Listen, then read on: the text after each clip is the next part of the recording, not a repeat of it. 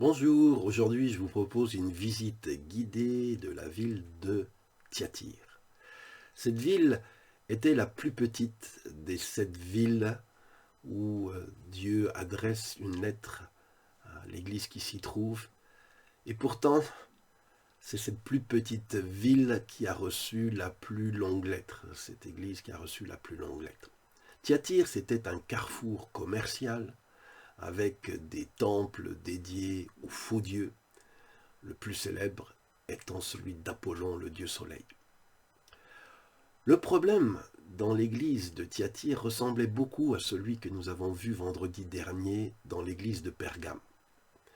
Nous lisons dans Apocalypse 2, verset 20, Jésus parle à cette église de Thyatire et lui dit « J'ai un reproche à te faire. Tu tolères Jézabel, cette femme qui prétend parler de la part de Dieu.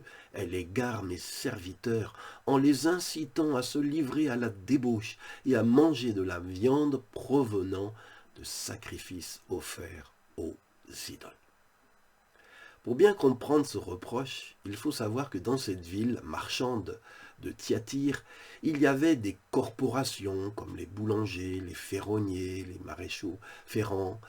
Et ces corporations avaient des fêtes et des banquets en faveur de leurs saints patrons, qui n'étaient d'autres que des divinités païennes. Après avoir offert un sacrifice aux dieux de leur corporation, les artisans et leurs familles se retrouvaient pour un banquet qui se transformait souvent en orgie. Les artisans chrétiens dans cette ville de Thyatire étaient donc devant un problème. Ils étaient tiraillés entre leur attachement à Jésus d'une part et leur attachement à leur corporation professionnelle. Ne pas participer à ces repas d'entreprise pouvait leur coûter leur place, et y participer pouvait leur coûter leur sainteté. Alors que faire ? Une femme dans cette église qui se disait prophétesse, Jézabel, en référence à Jézabel, la méchante femme du roi Akab dans l'Ancien Testament, bien Jézabel rassurait ces chrétiens qui avaient un problème de conscience en leur disant qu'il n'y avait rien de mal à participer à ces festivités. Et elle tenait un discours du genre ce que le chrétien fait avec son corps, ça n'affecte pas son âme et son esprit. Le chrétien est donc libre, tout est permis, on n'est plus sous la loi, mais sous la grâce. Un tel discours de Jézabel n'est pas du tout du goût de Jésus. Dans Apocalypse 2, versets 21 à 23, nous lisons Jésus dire « J'ai laissé à Jézabel du temps pour changer de vie, mais elle ne veut pas se détourner de sa débauche. C'est pourquoi je vais la jeter sur un lit de douleur et j'infligerai également de grands tourments à ses compagnons d'adultère, à moins qu'ils ne renoncent aux mauvaises actions qu'elle leur inspire. » On voit ici que Dieu peut envoyer la maladie ou la mort à des chrétiens qui le déshonorent ouvertement et conduisent les autres dans le péché. Quelle leçon pour nous ? Nous aussi, nous vivons au milieu d'une génération perverse. Les fêtes, les boîtes de nuit, la télévision, Internet, les corporations professionnelles, étudiantes, sportives, artistiques, toutes regorgent d'immoralité, de débauche. Alors quand on est chrétien, que faire ? Eh bien, il y a deux extrêmes. Le premier, c'est de se couper complètement du monde. Sous prétexte de ne pas se souiller, on vit juste entre nous, sans contact extérieur, pas d'internet, pas de télé, les enfants sont éduqués à la maison. Est-ce là ce que Dieu nous demande ? Non, nous sommes le sel de la terre, a dit Jésus. Comment peut-on saler ce monde si on reste dans notre salière, aseptisé ? Regardons plutôt l'exemple de Jésus. On le lit dans Marc 2, versets 16 et 17. Des pharisiens, maîtres de la loi, sont là, et ils voient que Jésus mange avec les pécheurs et avec les employés des impôts. Alors ils disent aux disciples de Jésus, mais votre maître mange avec des pécheurs, pourquoi ? Et Jésus leur répond, Mais les gens en bonne santé, ils n'ont pas besoin de médecins. Ce sont les malades qui en ont besoin. Je ne suis pas venu appeler ceux qui se croient justes, mais ceux qui se reconnaissent pécheurs. Être au contact des non-chrétiens, ça fait partie de notre mission. Mais participer à leur péché, non. Philippiens 2, 15, 16 dit « Soyez irréprochables et purs, des enfants de Dieu sans défaut, au milieu de gens pervers et corrompus. Et vous devez briller parmi eux comme des lumières dans le monde, portant la parole de vie. Soyez irréprochables et purs dans vos contacts avec le monde. Ne compromettez pas votre intégrité. C'est ce que Dieu nous demande. Si l'un des extrêmes, c'est de se couper totalement du monde, l'autre extrême, c'est de flirter avec le monde. Il y en a certains aujourd'hui qui tiennent le même discours que Jézabel. Faut pas être trop rigoriste, faut pas être sectaire, faut vivre avec son temps, vivre le christianisme branché, cool, tolérant, ouvert d'esprit. Ça paraît très beau comme discours, mais si c'est le discours que tu tiens, voilà quelques passages des Écritures que je t'invite à méditer. 1 Pierre, chapitre 4, versets 3 et 4.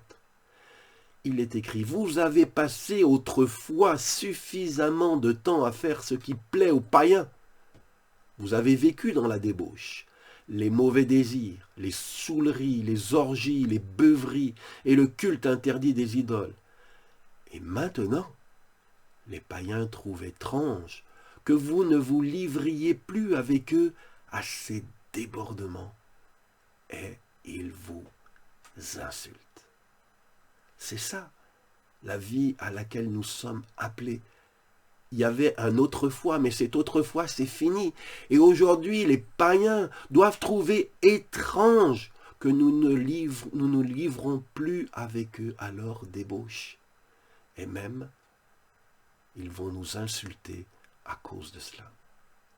Et dans Éphésiens 5.3, nous lisons « Vous appartenez à Dieu. Par conséquent, il ne convient pas qu'une forme quelconque de débauche, d'impureté ou d'envie soit même mentionnée parmi vous. » Mes frères, mes sœurs, qu'aucune forme de débauche ou d'impureté ne soit même mentionnée parmi vous. Faites attention à ce que vous publiez sur Facebook. Faites attention comment vous vous montrez aux autres. Est-ce que vous inspirez le respect ou la convoitise? Dieu dit que concernant l'impureté, c'est tolérance zéro.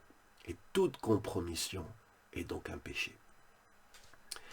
Ces messages que nous avons étudiés aujourd'hui et vendredi dernier, adressés aux églises de Pergame et de Thyatire, nous mettent devant nous en garde contre la tentation de la compromission avec le monde. Je sais que ça coûte de se marginaliser dans ce monde, en particulier pour les jeunes. Je sais que c'est pas marrant de s'entendre dire à longueur d'année « Oh, mais toi, t'es vraiment bizarre alors, hein? De quelle planète est-ce que tu sors ?» Je sais que rester intègre peut coûter très gros, ça peut coûter ta carrière. Quand on dit qu'être chrétien, c'est pour les faits, moi je dis le contraire, qu'il faut avoir beaucoup de courage pour être chrétien et refuser le compromis aujourd'hui. Alors je voudrais finir en te lisant quelques mots d'encouragement. Jésus a dit, on le lit dans Apocalypse 2, versets 24 et 25, « Quant à vous qui à Thyatire ne vous êtes pas attachés à cette fausse doctrine de Jézabel et qui n'avez pas appris ce que ces gens appellent les profonds secrets de Satan, voici ce que je déclare.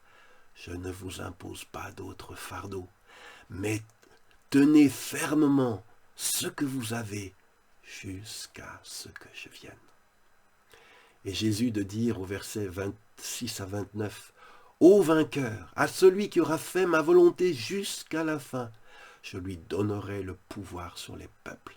Il les dirigera avec une autorité de fer et les brisera comme des pots d'argile. Moi-même j'ai reçu ce pouvoir de mon Père et je lui donnerai aussi l'étoile du matin. Que chacun, s'il a des oreilles, écoute bien ce que l'Esprit dit à l'Église. Seigneur, je veux prier pour tous ceux qui sont dans un environnement qui pourrait les amener à faire des compromissions. Je veux prier dans le nom de Jésus que tu les aides à faire les bons choix, même si cela leur coûte. Tu as dit, Seigneur, que sert-il à un homme de gagner le monde entier s'il perd son âme? Ô Seigneur, viens à notre secours et donne-nous, Seigneur, d'être en contact avec ce monde pour l'éclairer, mais pas pour se souiller avec lui. Au nom de Jésus. Amen. Vous avez été bénis par ces messages. Pensez à les partager. Faites connaître cette page pour que la parole de Dieu se répande.